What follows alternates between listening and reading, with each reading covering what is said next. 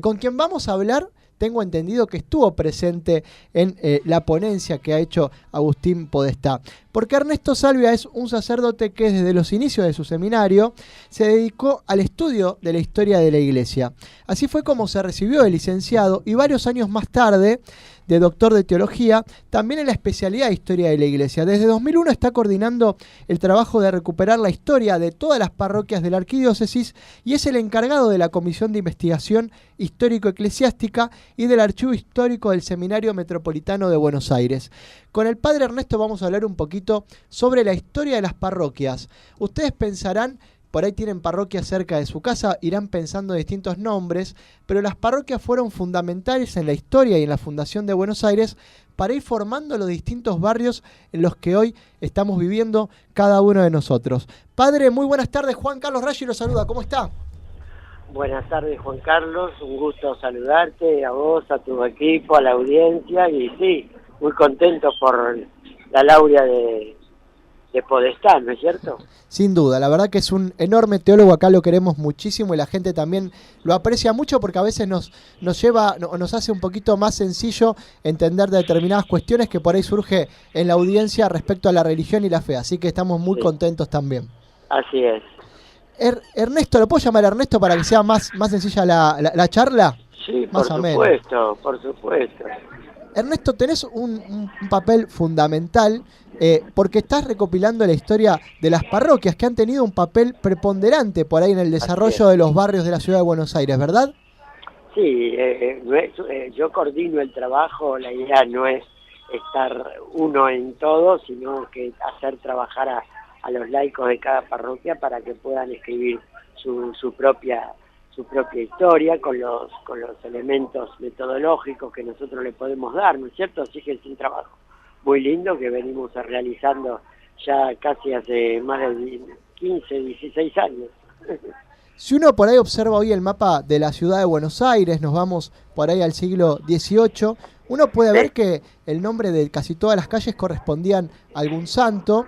Las parroquias por ahí se remontan, por ahí las primeras parroquias, si no me equivoco, al año 1769, con la Catedral, San Nicolás, la Parroquia del Socorro, Montserrat, La Piedad, Concepción, y la construcción de la iglesia ha sido muy importante, como mencionábamos recién, en el desarrollo de la ciudad. ¿Nos podrás contar un poquito cómo fue el comienzo de estas parroquias y cómo se fueron instalando aquí en la ciudad de Buenos Aires? Bien, mirá, la idea fue que Buenos Aires fue creciendo muy de a poco desde su fundación hasta las primeras décadas del siglo XVIII. Después con el tiempo, después con esas décadas ya comenzó a subir mucho la población debido a muchos factores, por ejemplo, la centralidad que tomó Buenos Aires como después capital de virreinato en el año 1776. Y bueno, y esto que decías vos, cómo la iglesia fue acompañando ese crecimiento, a veces muy bien y otras no tanto, porque había factores que no ayudaban tampoco al crecimiento, por ejemplo, la falta de vocaciones en el siglo XIX, ¿no? Eso después se fue arreglando. Con respecto al nombre de las calles, sí, porque pensemos que Buenos Aires, así como todas las capitales o las ciudades hispanoamericanas, tenían el sello cristiano, ¿no es cierto?, de la cristiandad latinoamericana, ¿no?, implantada con la fe cristiana por España y de Portugal en el caso de Brasil, ¿no es cierto? Así que era muy fácil que todas las calles tuvieran nombres cristianos o de santos o de conventos, ¿no es cierto? Por ejemplo, Catalinas, ahora que se inauguró la estación del subte ahí. Catalina es por el convento de Santa Catalina, que está ahí muy cerquita de lo que es la estación del subte, ¿no? Así que bueno, eso con respecto a las calles y cómo la ciudad histórica fue creciendo y fue creciendo también con ese sesgo y bautismo cristiano. Con respecto a las parroquias, sí, la primera parroquia fue la Catedral y hasta 1769 no había otra parroquia en Buenos Aires. Todas las capillas que fueron surgiendo de conventos y de lugares apartados dependían de la catedral, hasta que en 1769 se crean las 4 parroquias que vos mencionaste, ¿no es cierto? Montserrat, Inmaculada Concepción y Avenida Independencia, La Piedad y San Nicolás de Bari, que es donde hoy está el monumento a la primera bandera argentina flameando, que fue la iglesia de San Nicolás de Bari, lo que hoy es el obelisco, ¿no? Así es. Buenas tardes, Ernesto. Cristian te saluda. Hola, buenas tardes. Buenas tardes. Pensaba que siempre lo religioso tuvo un peso importante en nuestra sociedad y pensaba más allá del tema de las calles, el tema también de los barrios y su relación con las parroquias, donde uno si se pone a revisar, varios nombres de los barrios coinciden con el nombre de la parroquia que los alberga. Pensaba, por ejemplo, en Villa Santa Rita, Valvanera, San Nicolás, San Cristóbal, San Telmo. Pensaba en estos casos, ¿quién bautiza a quién? ¿Quién fue primero, el huevo o la gallina? En este caso, ¿quién fue primero, el barrio o la iglesia, la parroquia? Y bueno, en los barrios del casco histórico, digamos, así, desde Callao para el río, digamos, y desde el Riachuelo hasta Retiro, bueno, que es el casco histórico, digamos así, podemos decir que las parroquias dieron el nombre, ¿no? ¿Por qué? Porque eran centros de aglutinamiento poblacional, de romerías, de reuniones entonces religiosas y también civiles, que estaban alrededor de las capillas o de las parroquias que también no tenían solamente un objetivo misionero y litúrgico, sino también eran centros de civilidad. Allí se gestionaban muchas cosas, ¿no es cierto? Acordate que en el plano electoral de la capital federal se la llama parroquias a las jurisdicciones también, ¿no? Es decir, parroquia como sinónimo de individualidad local, ¿no? Ahora bien, cuando la ciudad se va extendiendo hacia los barrios, con el tendido del tranvía, la llegada del tren, los buses y tranvías eléctricos o también el tranvía, digamos, a tracción a sangre, como fueron los primeros, la ciudad se empieza a extender en los barrios, la inmigración que comienza a poblar esos lugares también va dando lugar a ciertos núcleos urbanos, y donde la iglesia pensó también, sobre todo a partir de finales del siglo XIX, una estrategia, ¿no? de colocación de iglesias, de construcción, ¿no? De lugares, porque los vecinos se afincaban y algún vecino quería donar, por faltar una iglesia, donar el predio o una cofradía que se reunía. Así que así fueron creciendo las parroquias, ¿no? Y tuvieron un papel central también como registro civil, ¿no? Porque al principio era quien por ahí tenía el registro de todas las personas que nacían y también las personas que iban falleciendo. Tuvo un papel muy importante en materia civil hasta quizás no hace tanto tiempo. Así es, así es. Vos pensás que no solo en Argentina, sino en todo el mundo, antes que los estados comenzaran a organizar los registros civiles con sus correspondientes archivos y registros, eran las parroquias las que llevaban el registro de nacimientos y también de inscripción de matrimonios y nuevas familias, también hasta libros de defunciones. Por lo tanto, hasta 1888, todas las parroquias creadas anteriormente, que son alrededor de unas 15, 16, están entonces dentro de ese registro civil, digamos, o sea, tienen validez civil el registro de bautismo. ¿Por qué? Porque cada bautismo decía el día que nació y el día que lo bautizaron, aparte los nombres de los padres, los nombres de los padrinos y aparte el lugar donde vivían y dónde había nacido ese niño. Muchos encontramos inmigrantes, ¿no? Entonces tenés que tener en cuenta que es una fuente valiosa de conocimiento y de crecimiento, ¿no es cierto? No solo evangelizador, sino también civil. Ernesto, hoy te toca a vos, pensaba un poquito hoy sos el rector desde el año 2014, porque así lo ha designado el cardenal Mario Poli, ser el rector de una iglesia, que es la iglesia de Santa Felicitas, ¿no? Así es. Una iglesia en la que se habita o se alimenta de un montón de mitos, que la gente habla de fantasmas, presencias que sobrevuelan el barrio de Barracas, cuestiones que pasan en la Plaza Colonia, y hay un enorme error respecto al nombre, porque mucha gente cree que la iglesia de Santa Felicitas se llama así por ahí por parte de sus padres, que fueron quienes por ahí la construyeron, que eran los padres de Felicita Guerrero de Álzaga, si mal no me equivoco, ¿no? ¿Querés contarnos un poquito la historia de Felicitas, que tanta gente quiere, y contarnos un poquito? Es larga la historia, habría que hacer varios capítulos, varios programas. Bueno, mira, pero lo cortito como se pueda, ¿no? Para que la gente conozca y tenga ganas de ir a conocerla. Sí, por eso pasamos en chivo, digamos, como se dice, ¿no? Dejá la expectativa, así es. Y bueno, el barrio de Barracas era un barrio, digamos así, en el año 1870, donde poblaban, antes de la llegada masiva de inmigrantes, bastantes casas de fin de semana, de familias así encumbradas de la sociedad porteña, ¿no?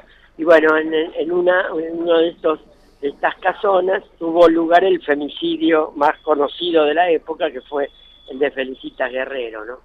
Los padres, a la muerte de ella, tristemente, ¿no es cierto? Como hoy acudimos tantos ejemplos, ¿no?, de femicidio, los padres en su memoria hicieron levantar un templo, como si fuera un templo privado, dentro del predio de la propiedad de ellos. Y bueno, así construyeron esta iglesia, que es muy hermosa, que es un neogótico alemán, que vale la pena conocer, por supuesto, porque es única en Buenos Aires. Nosotros en Buenos Aires tenemos muchas iglesias de estilo gótico, neogótico, pero esta tiene particularidades, no solamente por tristemente la triste noticia del femicidio de Felicitas, sino también por su arte interior, ¿no?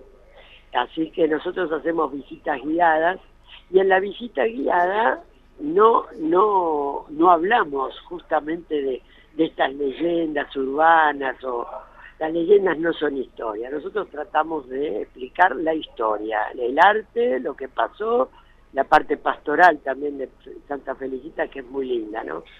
Muy fuerte, de mucha caridad, de mucho amor, ¿no?, de todas las personas que llevaron adelante esa obra.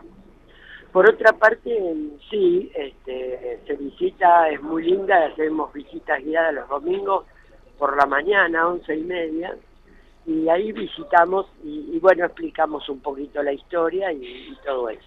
Pero es algo lindo también para poder distinguir, ¿no?, que es una iglesia que aparte de tener mucha historia, no es una parroquia. Por eso la gente a veces dice, porque no se casaron, porque si se casan tienen mala suerte. No, todo eso no hay casamientos ni bautismos por el simple hecho de que no es parroquia. Nosotros tenemos la parroquia a 3 cuadras, que es la parroquia histórica también de Santa Lucía de Barracas, que es muy importante como santuario también, ¿no?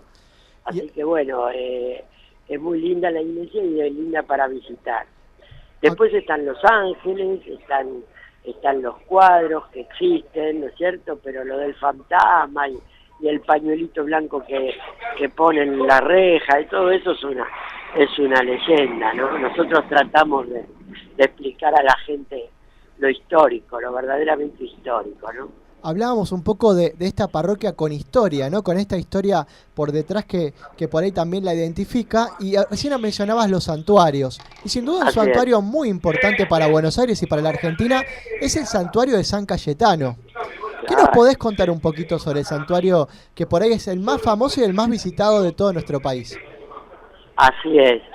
Vos sabés que San Cayetano, la propiedad de esa iglesia, era de las hermanitas que había fundado la Beata Antonia de la Paz y Figueroa, la Beata Antula, que el Papa la beatificó este año. Y ella, estamos hablando del siglo XVIII, la vida de ella, ¿no? Ella muere en 1804. Ella trajo de Santiago del Estero, y formaba parte de su prédica, a San Cayetano, que es el patrono en Europa de la providencia, ¿no? Es un protector y un santo que ayuda, ¿no es cierto?, cuando los cristianos le piden a que la providencia de Dios tenga atención, ¿no es cierto?, en tal o cual pedido. Y la mamá Antula entonces traía al San Cayetano con ella y lo dejó en esa iglesia que ella después se construyó a través de las hermanas que ella fundó muchos años después. En el año 30, del siglo pasado, adviene esa crisis famosa del año 30 aquí en Buenos Aires, que es un coletazo de la crisis del mundo industrializado, ¿no es cierto?, en Europa y en Estados Unidos. Y el sacerdote de la época, el sacerdote párroco de esa época, comienza a darle una especial atención en la prédica a la providencia, al pan y al trabajo.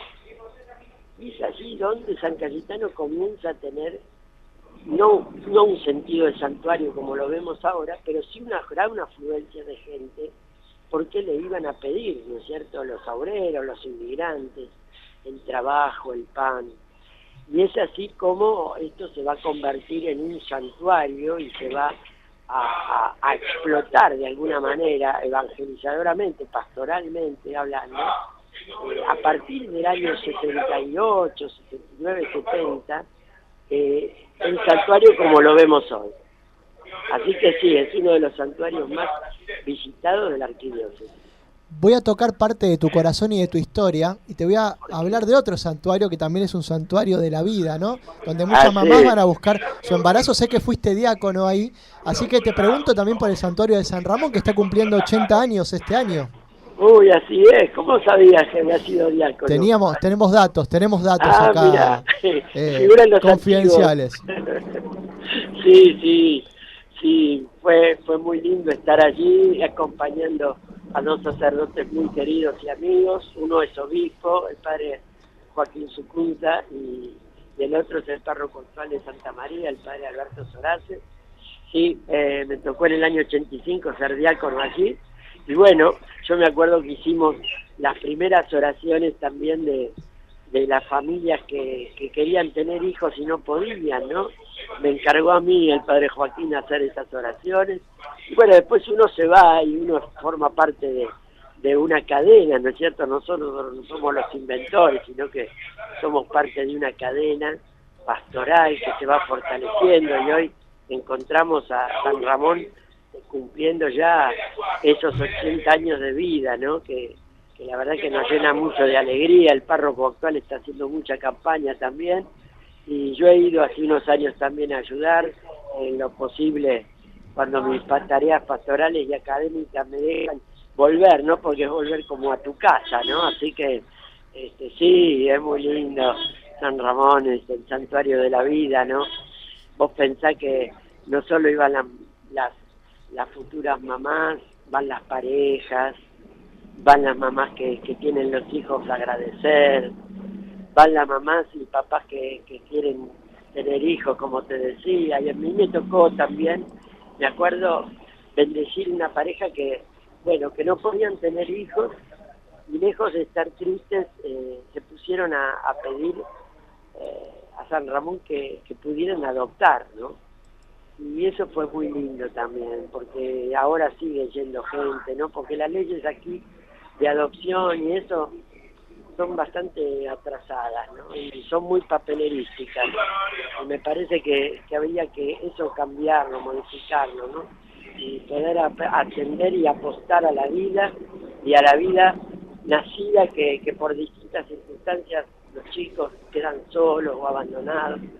Bueno, poder pastorear, poder iluminar con el Evangelio y con el testimonio de Ramón Nonato esas circunstancias también. Sí, muchas gracias por preguntarme eso. Ernesto, mira, de hecho acá una oyente, Susana, me menciona que vos los casaste en San Pedro Apóstol, que no es muy lejos de ahí, que entiendo que eras vicario. ¿Fuiste alguna vez vicario de San Pedro Apóstol, que está ahí cerquita? Sí, fui un año vicario en San Pedro Apóstol. Lo que pasa es que estuve un año nada más porque como yo estaba estudiando la licenciatura, se necesitaba un lugar un poquito más tranquilo. Bueno, en San Pedro bastante movimiento había, y con el colegio y todo eso. El padre Rómulo Puigari también estuvo de párroco allí, muy linda experiencia. Y un año solo y después ya pasé a Santísima Cruz y ya después me hicieron párroco. Ahí un oyente, mirá, ya te están encontrando dónde estuviste, Ernesto. Mirá vos. Ernesto pensaba en un lugar muy importante de la ciudad de Buenos Aires. ¿Cómo? Pensaba en un lugar muy importante que hay en el corazón de la ciudad de Buenos Aires, sobre la avenida Independencia al 1100, Independencia y Salta. Creo que sabes de qué lugar te estoy hablando. Es una casa muy particular que nos recuerda qué importancia tuvo la Compañía de Jesús en nuestro país. Sí. ¿Querés develarnos de qué casa estamos hablando y contarnos un poquito la historia de esta casa tan particular como conocida? ¿La casa de Avenida Independencia? Sí. Bueno, la casa de Avenida Independencia es la casa de los ejercicios, ¿no? Así es, sí. Que fue fundada justamente por la Madre Antonia de la Paz y Figueroa, que recién decía que este año el Papa la beatificó. El año pasado el Papa la beatificó. Así que ella trajo la tradición de los ejercicios espirituales de San Ignacio, que como vos sabés, en 1767, por una causa de política de poder del rey Borbón, Carlos III, los expulsó a todos los jesuitas, no solamente de América, sino también de España, ¿no?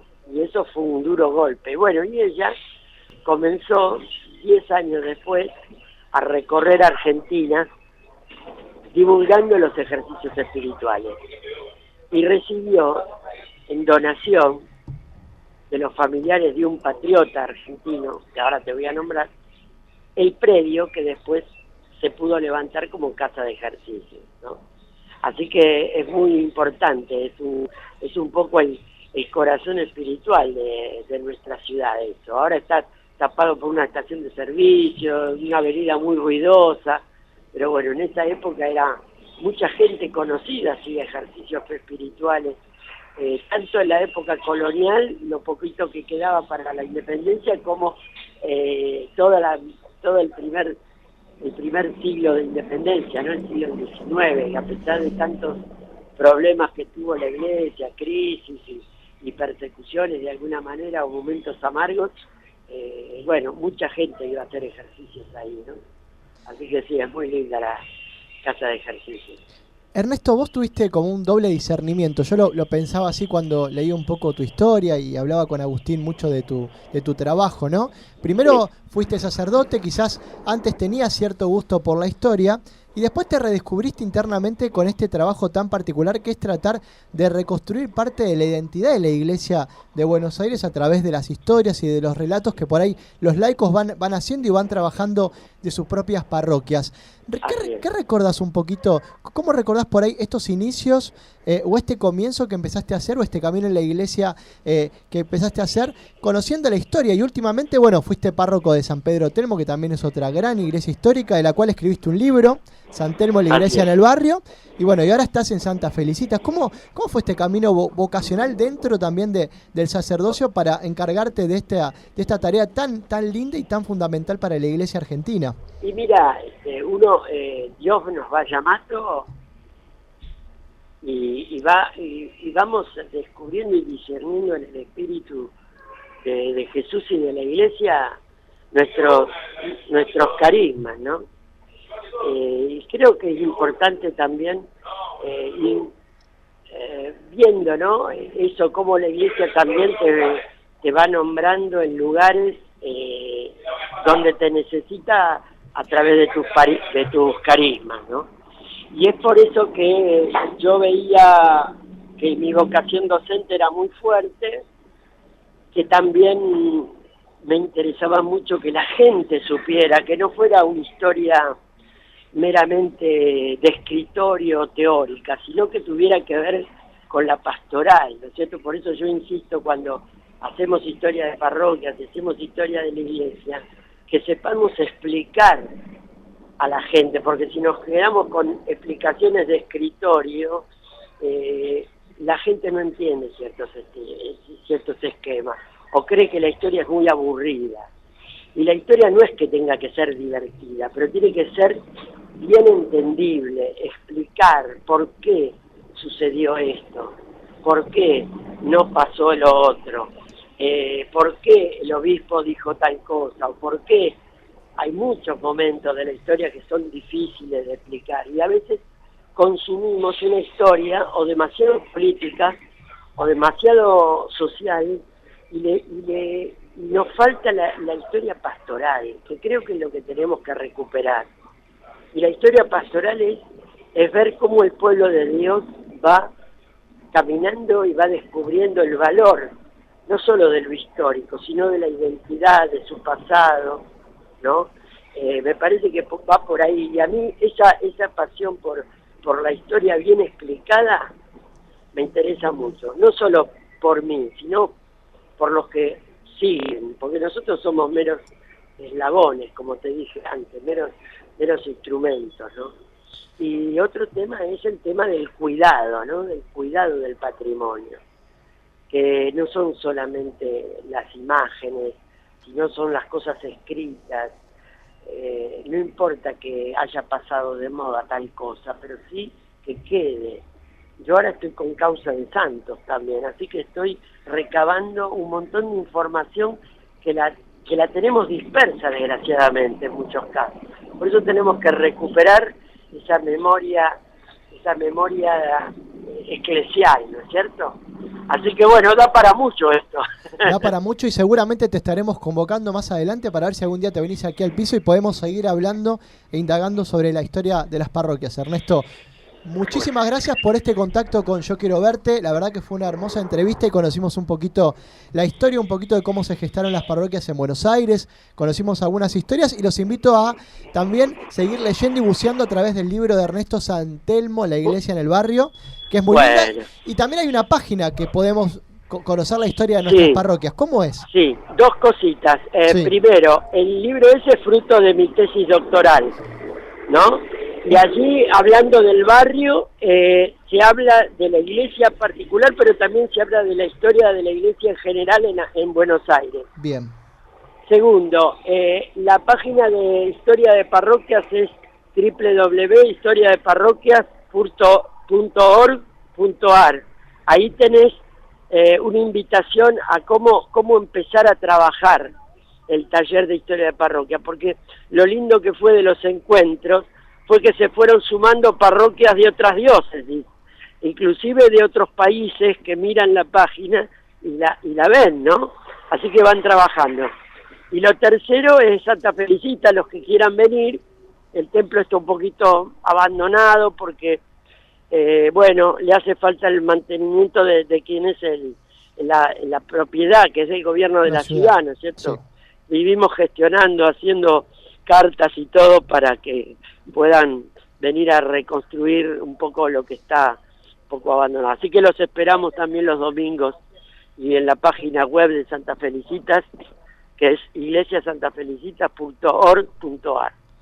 Bueno, Ernesto, muy buen fin de semana, gracias por este contacto y seguramente estaremos en contacto para ver si alguna vez podemos venir aquí al estudio y seguir indagando sobre y todo espero esto que es muy interesante. Que nadie se haya quedado dormido con nuestras explicaciones. No. Es muy interesante todo lo que contaste y mucha gente está atenta escuchando la entrevista. Ernesto, un abrazo enorme, buen fin de semana. Bueno, gracias, buen fin de semana y que Dios los bendiga. Gracias. Pasaba el presbítero Ernesto Salvia, rector de la Iglesia Santa Felicitas, encargado de la Comisión de Investigación Histórico-Eclesiástica y del Archivo Histórico del Seminario Metropolitano de Buenos Aires.